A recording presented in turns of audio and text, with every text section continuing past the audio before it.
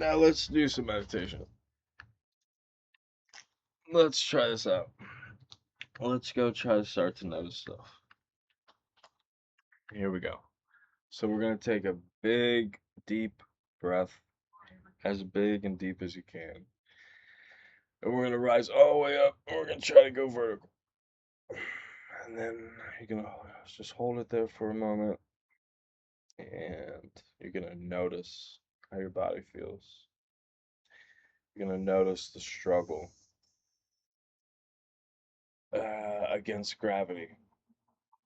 And if you get the tallest part of your pointer, your middle finger, all the way up on both sides, it kind of you feel gravity differently. It kind of feels like you're making like there's different like repulsions you'll feel there. You're like, wow, what is that? Is that gravity? Maybe that's how a tree knows up or something. And then you'll exhale real slowly, and you'll feel the weight, the gravity. You'll notice your limbers. You'll notice your hands, and you'll exhale, and you'll be noticing all that. And you'll notice your diaphragm and your organs just, seeping back into place. And their liquid body, and just you'll just become more aware of truly who you are.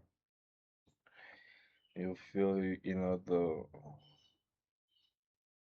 the weight of your lungs because they don't have any oxygen in them.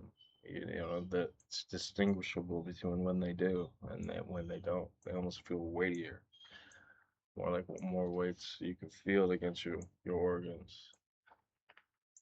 It's probably the weight of that lung, when centered and fully decompressed, it's probably weightier. Feels weightier against the diaphragm and the organs than when it's expanded and filled out there, making more space. You'll start to notice these things. You start to maybe notice your joints. It'll make you start to notice your joints more and the patina of life more. Some of you that you're gonna start probably using Tiger Balm after this when you start to meditate. And so, you'll start to, and that'll be, some people that's gonna be their own journey. Just start listening to their body more and getting their body in better health. Um, and that I would constitute as enlightenment. It's this idea where you go off and you embrace rationality because you have the data to do it. You're noticing this conversation that's going on with yourself. And so and so then you're a better actor of life. And you are, and then you're populating the part of you, the idea of you that kind of is applauding the actor with more of data that's applauding you for going off and doing something rational, for going off and uh, having a better relation to this narrative in your mind. So here we go, another big deep, and then we're just gonna practice meditation a little bit. So here we go. Inhale, real big.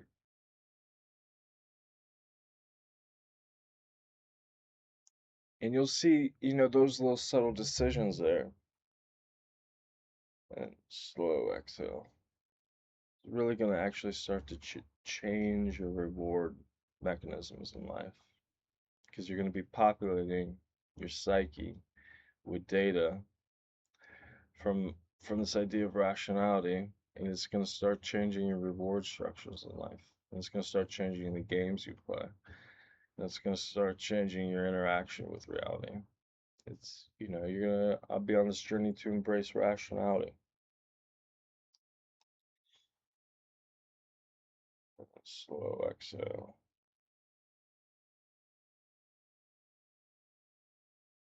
And that's called the human condition. That's just called being here. That's just called being a human being. And the more aware, the more enlightened you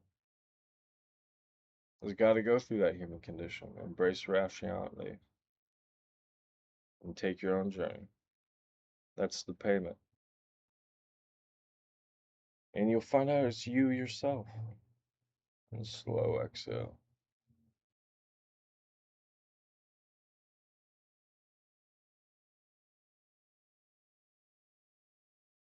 So there definitely is credence to this idea that the observer is more aware. You're aware of this idea that you are yourself.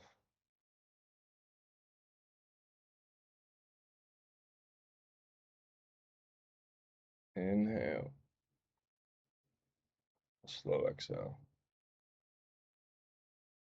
Now, why is that idea maybe a little distant from you? Or doesn't maybe seem completely self-evident? Well, it's because you're caught up in the tribe. You are just doing your thing. You're just surviving. And maybe you've never looked at yourself as the observer of your life. Maybe you do, but it's so wrapped up with your idea of yourself in relation to everything else that's going on in your life. Maybe you think that makes who you are. Maybe you think you are just this product of environment and there's nothing you can do about it. Big inhale. And you say, why read Kant? Why read Dostoevsky? Why read anybody? Why populate the psyche with those type of ideas? Exhale slowly. I'm just, my frequency is just completely tuned to just being in the tribe, completely consumed with that conversation. Big inhale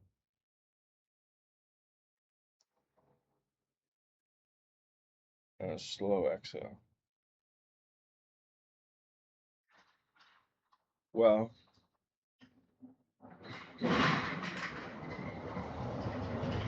I'm gonna cite Sam here again. Big inhale. And I think that he would say something along the lines that you could be having a better experience. It could be going better for you. You could be more enlightened. You could embrace rationality more. And then, I would definitely say here, the genes that you feel like you need to express there's probably room in them. They probably have more to express in your life cycle. You probably want more out of life. You you probably want your psyche, your genes, your biology, hanging out in that area of life where you seem like you're interested in the conversation that you're having. And that is that can be a very big thing that can permeate your entire life. Something I'm thinking here is more along the lines of maybe engaging in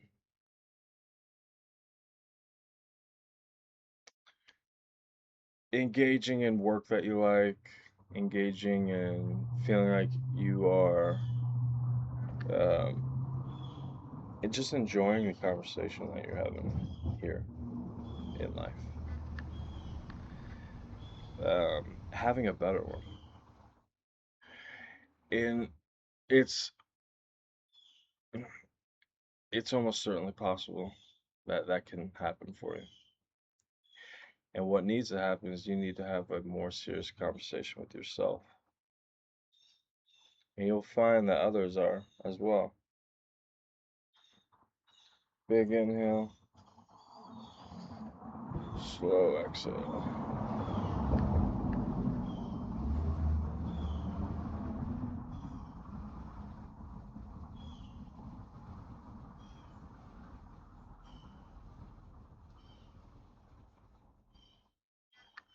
Big inhale.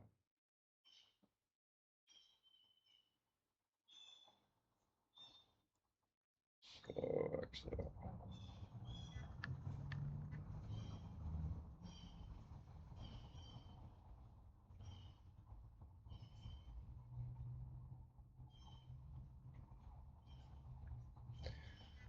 Big inhale. Now, why is that? Why is an idea like that pretty good? Big inhale. Slow exhale. Where somebody tells you meditate and go embrace rationality. Why is that actually a pretty good argument? It's because how it goes against, then it's gotta, you are already experiencing the human condition by being here. And so when somebody tells you go embrace rationality, it's a great prescription to the syndrome, to the symptoms of the human condition. Because if you can become more rational, you're going to find that people who also are trying to be more rational are having conversations and they're doing stuff in life that might be fascinating you. And probably you're going to have a better time. Probably that's kind of a call and response into a direction which produces, you know, a better time. Smiling as opposed to frowning. To put it like in biology, a cocktail molecules. Slow exhale.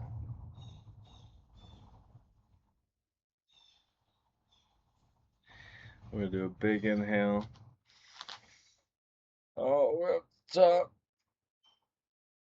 Slow exhale, and this time we're actually gonna join our hands together. We're gonna bring it down here, right into the middle. You'll feel kind of the pulse in your hand, the energy you have in your hands. What is that? I don't know. Um, I don't know. But it's a frequency. It's the sound of the body.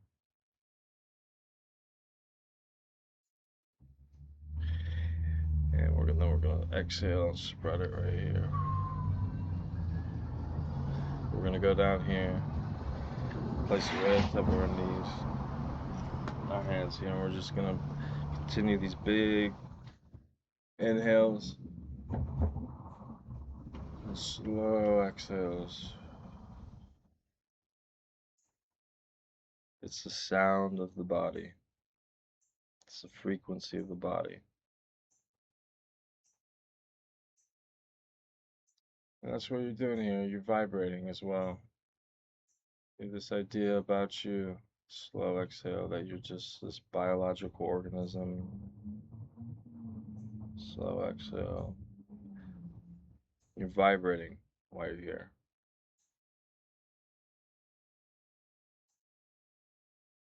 Slow exhale. You're musical.